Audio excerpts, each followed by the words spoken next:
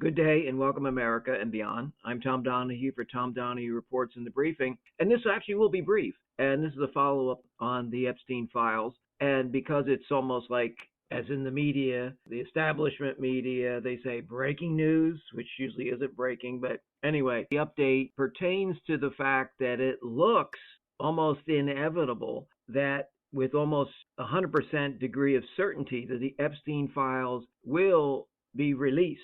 Now, the reason I say that is the last hard no on the GOP for this vote has now reversed himself, has flip-flopped, just like Trump, because Trump saw this freight train and this avalanche coming down the slope at such tremendous velocity that he realized he could not stop this any further. There was no pathway, no more obstacles, no more obfuscation that could work. So he said that he was going to not stand in the way. So in this surprise reversal, Trump says House Republicans should vote to release the Epstein files, and then he says to end the Democrat hoax. Okay, so he's still going to say these kinds of things to distract and divert our attention and to muddy the waters. Has been reported by multiple sources that Trump has the legal authority, the lawful authority, to just simply say, release the files.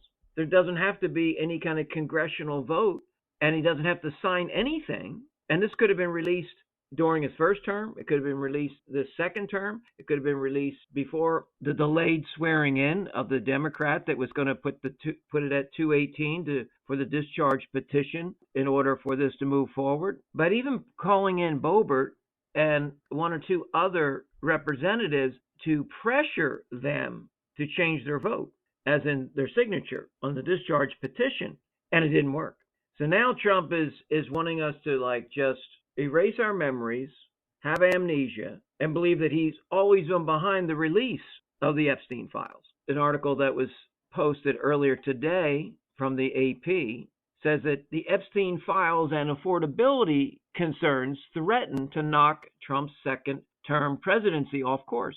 Now, Marjorie Taylor Greene, she feels like her life is in jeopardy because of the threats from Trump that originated from her pushing Trump and backing the survivors and working with those that want these files released. So she is a hero. Massey from Kentucky is a hero, which I talked about before. And thankfully, there are, even though you might disagree with them on some other things, these two individuals, along with some others on the Democrat side, have at least some modicum of integrity, some human instincts to do the right thing, some not only decency but conscience and some sense of morality to do the right thing, and it is the right thing.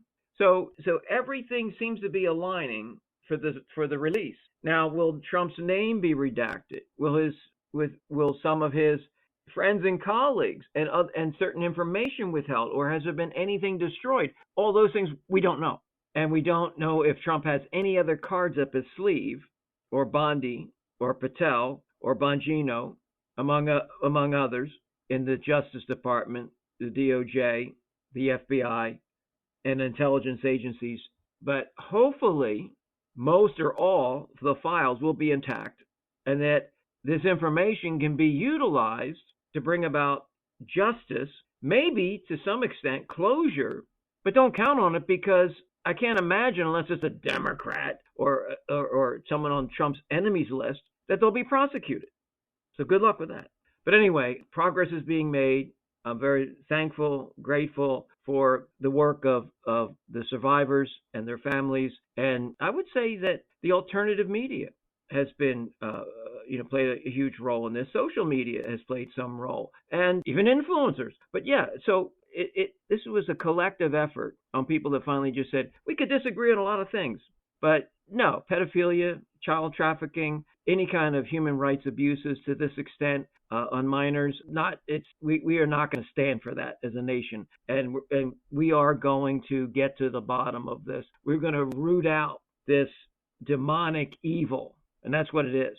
And anyone that was a co-conspirator, a collaborator, an enabler, a concealer of these dastardly, heinous, hellacious deeds perpetrated on these minors, they've got to be exposed and they have to be held account for their actions. That's the way I see it. So I try to keep it brief. It's an update, and if there's an update warranted in the next day or two or so, I will do so. Tom Donahue reports in the briefing. Have a great day.